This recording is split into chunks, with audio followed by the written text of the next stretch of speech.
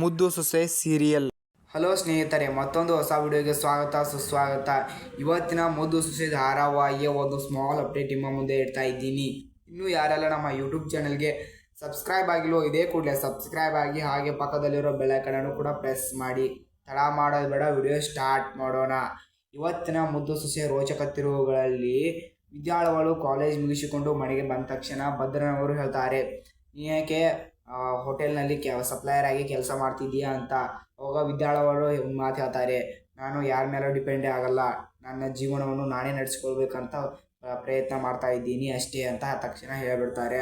ಅವಾಗ ಭದ್ರನವರು ಆ ಕೆಲಸವನ್ನು ಬಿಟ್ಟು ಟ್ಯೂಷನ್ ದೊಡ್ಡ ಡಬಾಕಿರೋ ಹಾಗೆ ದೊಡ್ಡ ದೊಡ್ಡ ಕೋರ್ಸ್ ಎಲ್ಲ ಕಲ್ತಿದ್ಯಾ, ರಾಜ್ಯಕ್ಕೆ ಫಸ್ಟ್ ಬಂದಿದ್ದೀಯಾ, ಟ್ಯೂಷನ್ ಹೇಳ್ಬೋದಲ್ವಾ ಅಂತ ಹೇಳಿದ ತಕ್ಷಣ, ನಾನು ಇರೋದೇ ಬಾಡಿಗೆ ಮನೆಯಲ್ಲಿ, ಈ ಬಾಡಿಗೆ ಮನೆಯಲ್ಲಿ ಟ್ಯೂಷನ್ ಹೇಳಿ ಅಂತ ಹೇಳ್ಬಿಡ್ತಾಳೆ. ಅವಾಗ ಮತ್ತೆ ಒಂದು ಮಾತು ಹೇಳ್ತಾರೆ, ನೀನು ಈ ಐಡಿಯಾವನ್ನು ಕೊಟ್ಟಿದ್ದಕ್ಕೆ, ನನ್ನ ಮೇಲೆ ಕಾಳಜಿಯನ್ನು ಇಟ್ಟಿರೋಕ್ಕೆ ಥ್ಯಾಂಕ್ ಯು ಅಂತ ಹೇಳ್ಬಿಡ್ತಾರೆ. ಥ್ಯಾಂಕ್ ಯೂನೂ ಇಲ್ಲ, ಕಾಳಜಿನೂ ಇಲ್ಲ. ಅಪ್ಪನಿಗೆ ಅವಮಾನ ಆಗಬಾರ್ದಂತ ಹೋಟೆಲ್ನಲ್ಲಿ ಸಪ್ಲೈ ಮಾಡ್ತೀಯಲ್ಲ, ಅದಕ್ಕೆ ಅಪ್ಪನಿಗೆ ಅವಮಾನ ಆಗಬಾರ್ದಂತ ಈ ಮಾತನ್ನು ಮಾತ್ರ ಹೇಳಿದ್ದೇನೆ ಅಂತ ಹೇಳ್ಬಿಡ್ತಾರೆ. ಇದು ಮುದ್ದು ಸೊಸೆ ಧಾರಾವಾಹಿಯ ಒಂದು ರೋಚಕ ತಿರುವುಗಳಲ್ಲಿ ಒಂದಾಗಿದೆ.